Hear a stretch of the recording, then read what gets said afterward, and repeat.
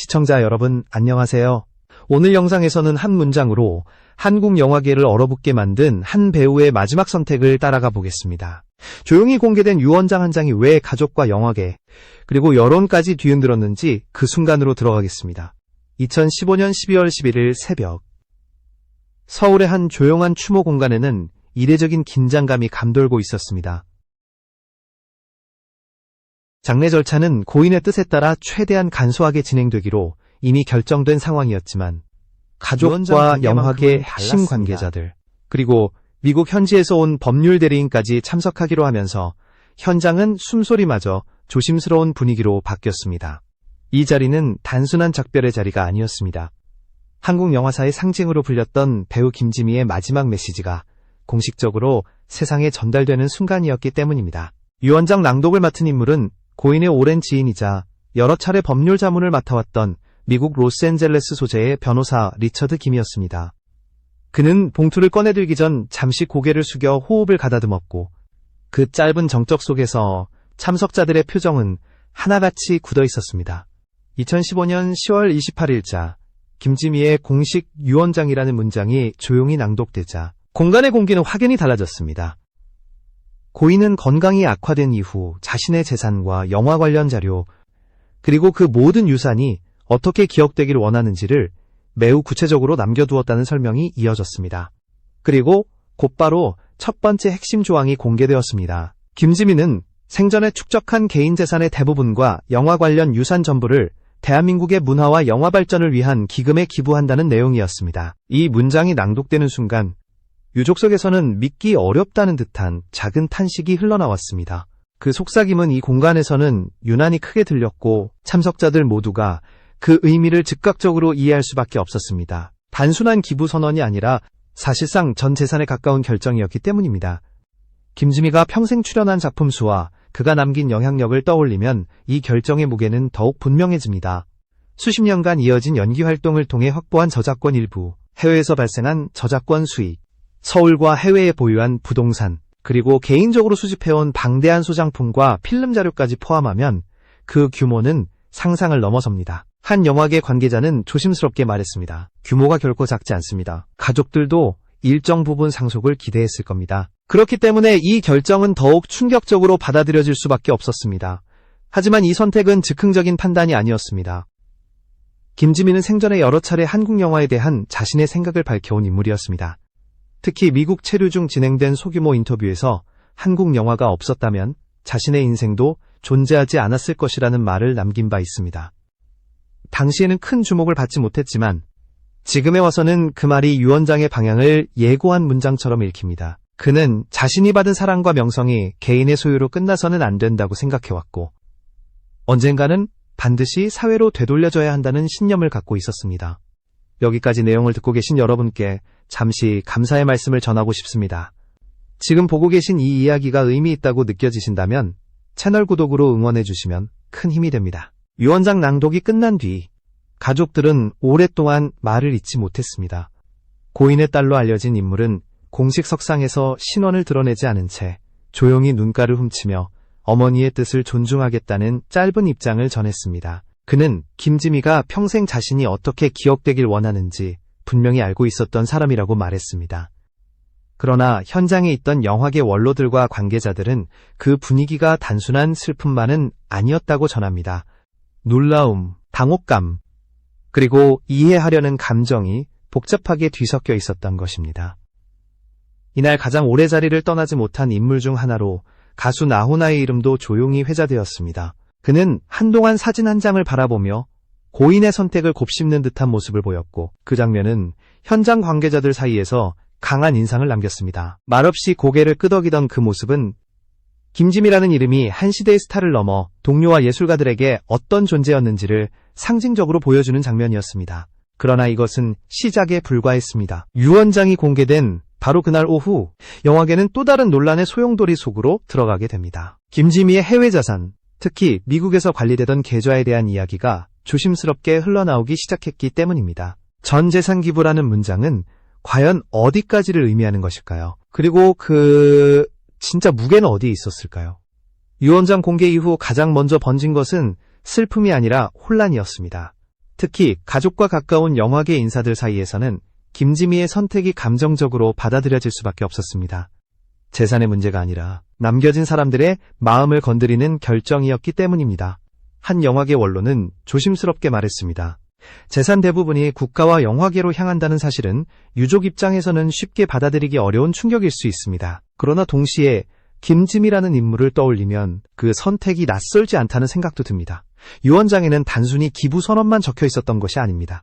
고인이 평생에 걸쳐 수집하고 보존해온 영화 관련 아카이브가 매우 구체적으로 정리되어 있었습니다.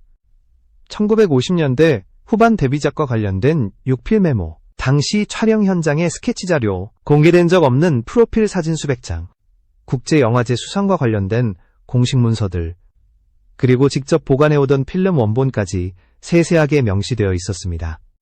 이 자료들은 모두 국립영상자료원 내 김지미 특별관에 기증하도록 지정되어 있었습니다. 한 자료관리 전문가는 이 목록을 보고 말을 잇지 못했다고 전합니다. 이것은 단순한 유품이 아닙니다. 한국영화 40여 년의 원본 기록이 그대로 담긴 역사적 자료입니다. 배우 개인의 아카이브가 이 정도 체계적으로 정리된 사례는 매우 드뭅니다.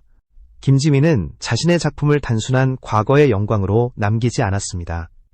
그는 그것을 다음 세대가 반드시 참고해야 할 기록으로 인식하고 있었습니다. 유언장이 낭독되는 동안 가족들은 거의 말을 하지 않았습니다. 감정이 복잡하게 얽힌 상황에서 공개적인 반응을 자제하는 모습이었습니다.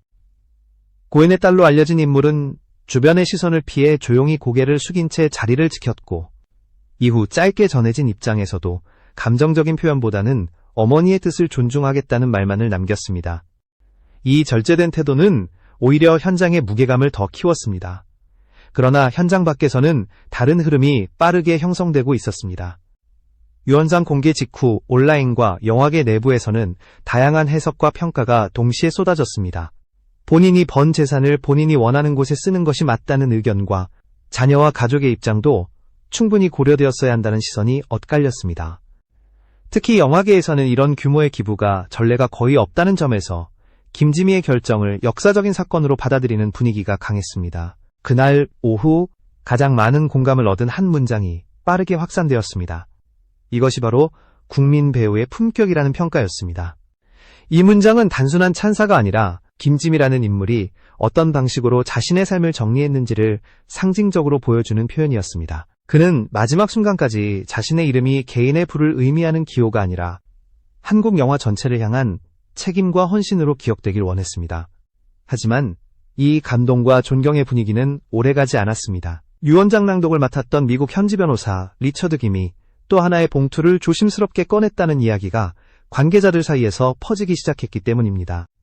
그 봉투 안에는 고인이 생전에 관리하던 미국 계좌와 관련된 일부 자료가 포함되어 있었다는 소문이었습니다. 전 재산 기부라는 문구와 해외 자산의 실체 사이에 간극이 있는 것은 아닌지 의문이 고개를 들기 시작한 순간이었습니다. 이제 관심은 자연스럽게 한 가지 질문으로 모아지기 시작했습니다. 김지미가 말한 재산 대부분이라는 표현은 정확히 무엇을 의미하는가?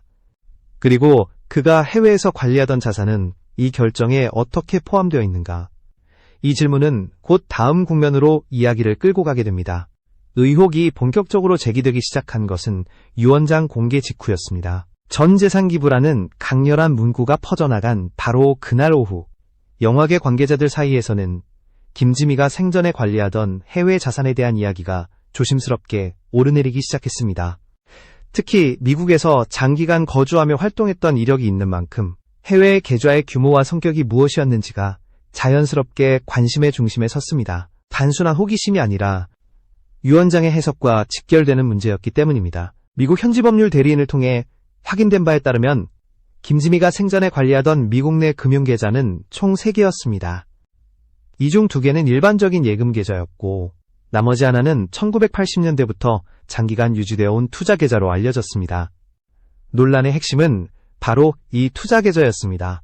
수십 년 동안 복리구조로 운용되어 온 자산이었고 단기간에 형성된 금액이 아니라 오랜 시간 누적된 결과물이라는 점에서 관계자들의 시선을 끌었습니다. 정확한 금액은 공개되지 않았지만 영화계 내부에서는 기존에 예상하던 규모와는 차원이 다르다는 평가가 나왔습니다. 단순히 큰 액수라는 의미가 아니라 한 명의 배우가 자신의 작품을 통해 해외에서 발생한 수익을 장기간 체계적으로 관리해왔다는 사실 자체가 놀라움을 줬기 때문입니다.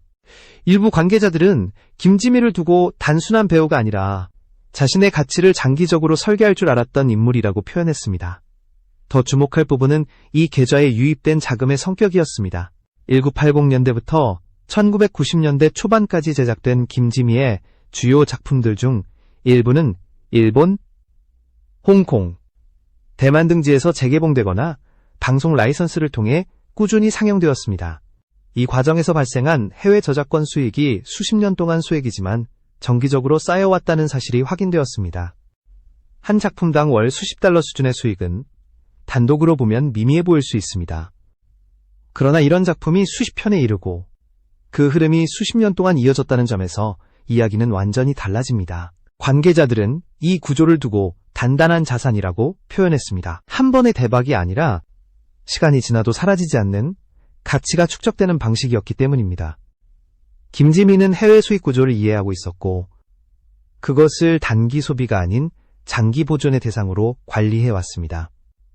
이는 당시 배우들 가운데서도 매우 드문 사례로 평가됩니다. 그는 스포트라이트가 사라진 이후에도 자신의 작품이 계속해서 가치를 만들어내고 있다는 사실을 정확히 알고 있었습니다. 그렇다면 왜 유원장에는 해외 계좌의 구체적인 금액이나 세부 내역이 명시되지 않았을까요? 이 지점에서 또 다른 오해가 생겨났습니다. 일부에서는 숨겨진 자산이 아니냐는 의혹을 제기했지만 법률 관계자들은 이를 명확히 부인했습니다. 미국 내 자산은 현지 법률에 따라 이미 신고와 관리 절차가 진행되어 왔고 장기간 미국에 거주했던 김지미에게 해외 자산 관리 자체는 매우 자연스러운 일이었기 때문입니다. 공개 여부의 문제이지 은폐의 문제는 아니라는 설명이 뒤따랐습니다. 그럼에도 불구하고 이 사실이 알려지자 영화계 원로들 사이에서는 또 다른 평가가 나오기 시작했습니다. 김지미가 남긴 가치는 상징적인 차원을 넘어 실제로 한국 영화의 미래에 영향을 줄 수 있는 규모라는 인식이 확산된 것입니다. 해외 계좌까지 포함될 경우 그의 기부가 갖는 현실적 무게는 기존에 알려졌던 것보다 훨씬 커질 수 있다는 전망도 나왔습니다. 이제 논의의 중심은 점차 이동하고 있습니다. 재산의 총액이 얼마인가? 라는 질문을 넘어 김지미는 왜 이런 방식으로 자신의 삶을 정리했는가? 라는 물음으로 시선이 옮겨가고 있는 것입니다. 그리고 그 답은 단순한 숫자가 아니라 그가 평생 영화와 맺어온 관계 속에 숨어 있었습니다. 해외 자산 논란이 확산되는 가운데 현장에서 포착된 한 장면이 조용히 회자되기 시작했습니다. 유원장 낭독이 끝난 뒤에도 자리를 오래 떠나지 못한 인물이 있었기 때문입니다. 그는 공식 발언을 하지 않았고 어떤 해명도 덧붙이지 않았습니다. 그저 고인이 남긴 사진 한 장을 바라보며 한동안 말을 잇지 못했을 뿐이었습니다. 주변 스태프들은 그 침묵이 오히려 많은 것을 말해주고 있었다고 전했습니다. 그 인물은 가수 나훈아였습니다. 두 사람의 관계는 한때 대중의 관심을 받았던 시절을 지나 오랜 시간이 흐른 뒤에는 조용한 동료이자 서로의 삶을 이해하는 존재로 남아 있었습니다. 공개석상에서 감정을 드러내지 않기로 유명한 그는 그날만큼은 표정을 숨기지 못했습니다. 사진을 내려다보며 작게 중얼거린 한마디가 주변에 있던 사람들의 귀에 닿았습니다. 마지막까지 참 멋있는 사람이었다는 짧은 말이었습니다. 이 장면은 곧 현장 관계자들 사이에서 상징적인 순간으로 이야기되기 시작했습니다. 김지미의 선택이 단순히 개인의 결단이 아니라 같은 시대를 살아온 예술가들에게 어떤 의미로 다가왔는지를 보여주는 장면이었기 때문입니다. 그는 동시대를 살았던 이들에게 경쟁자이기 이전에 끝까지 자기 길을 스스로 정리한 예술가로 남았습니다. 영화계 원로들 역시 비슷한 반응을 보였습니다. 한 평론가는 김지미의 삶을 두고 한 시대의 여배우가 국제시장에서 어떤 위치에 있었는지를 몸소 증명한 사례라고 평가했습니다. 그는 국내 흥행에 머무르지 않고 해외 배급과 라이선스 구조를 이해하고 활용했던 몇 안 되는 배우였다는 것입니다. 그리고 그 수익을 단기간에 소비하지 않고 수십 년에 걸쳐 보존해왔다는 점에서 이번 유원장은 단절이 아니라 완결에 가깝다는 해석이 나왔습니다. 또 다른 관계자는 고인이 이미 오래전부터 마지막 행보를 준비해왔을 가능성을 언급했습니다. 기부 결정을 몇 년 앞두고 해외 금융구조를 정리하고 아카이브 보존 비용까지 별도로 관리해온 정황을 보면 유원장은 갑작스러운 선택이 아니라 계획된 결론이라는 것입니다. 김지미는 자신의 이름이 논란으로 남는 것을 원하지 않았고 오히려 모든 것을 정리한 뒤 조용히 물러나길 바랐던 것으로 보입니다. 이 시점에서 사람들의 관심은 다시 유산의 실체로 향하기 시작했습니다. 미국 계좌에는 일반적인 금융 내역 외에도 이례적인 항목들이 포함되어 있었기 때문입니다. 아카이브 보존 비용과 미발표 자료 관리비가 그것이었습니다. 이는 단순한 자산 관리가 아니라 기록 자체를 지키기 위한 선택이었습니다. 김지민은 공개되지 않은 원고, 스크랩북, 개인 메모, 수상 관련 문서 등 방대한 자료를 별도의 보안 공간에 맡기고 수년간 꾸준히 관리해왔습니다. 보관을 담당했던 현지 관계자는 단 한 번도 연체가 없었다고 전했습니다. 그만큼 이 자료들이 고인에게 얼마나 중요한 것이었는지를 보여주는 대목입니다. 이 기록들은 결국 국립영상자료원으로 이관될 예정이며 한국 영화사의 중요한 사료로 남게 됩니다. 재산보다 기록을 먼저 떠올린 선택은 김지미라는 인물을 이해하는 데 결정적인 단서가 됩니다. 점차 논란의 초점은 이동하고 있었습니다. 숨겨진 자산이 있느냐 없느냐의 문제가 아니라 왜 한 배우가 자신의 모든 것을 이렇게 정리했느냐는 질문으로 바뀌고 있었습니다. 그리고 그 질문의 끝에는 김지미가 평생 붙들고 있었던 한 가지 신념이 자리하고 있었습니다. 영화는 직업이 아니라 자신의 인생 그 자체라는 믿음이었습니다. 논란이 절정으로 치닫던 시점에 영화계 핵심 관계자들이 하나둘 입을 열기 시작했습니다. 숨겨진 자산이라는 표현이 오히려 본질을 흐리고 있다는 지적이었습니다. 김지미의 해외 자산은 갑작스럽게 튀어나온 비밀 금고가 아니라 오랜 시간 공개된 구조 안에서 관리되어 온 결과라는 설명이 이어졌습니다. 우리가 몰랐을 뿐 그 존재 자체가 비정상이었던 것은 아니라는 주장입니다. 한 관계자는 이렇게 말했습니다. 김지미 선생님은 본인이 가진 것을 숨길 이유가 전혀 없는 분이었습니다. 생전에도 기부를 여러 차례 해왔고 은퇴 이후에도 재정관리를 매우 체계적으로 해오셨습니다. 문제는 규모가 아니라 우리가 그분의 삶을 단순하게만 봐왔다는 데 있습니다. 이 말은 곧 영화계 전반의 반성을 대변하는 발언으로 받아들여졌습니다. 실제로 확인된 바에 따르면 김지미는 2000년대 이후 예술단체와 사회복지재단을 통해 크고 작은 기부를 반복해왔습니다. 금액을 과시하거나 공개적으로 알리는 방식이 아니라 조용히 지속하는 형태였습니다. 이런 행보는 유언장에 담긴 국가기부라는 결정과 자연스럽게 연결됩니다. 마지막 선택이 돌발적인 행동이 아니라 오랜 시간 이어져온 방향성의 종착점이었다는 사실이 점점 분명해졌습니다. 미국 계좌 내역에서 특히 눈길을 끈 항목은 아카이브 보존과 관련된 지출이었습니다. 단순한 서류 보관이 아니라 미발표 자료와 개인 기록을 장기간 안전하게 관리하기 위한 비용이 지속적으로 지출되고 있었던 것입니다.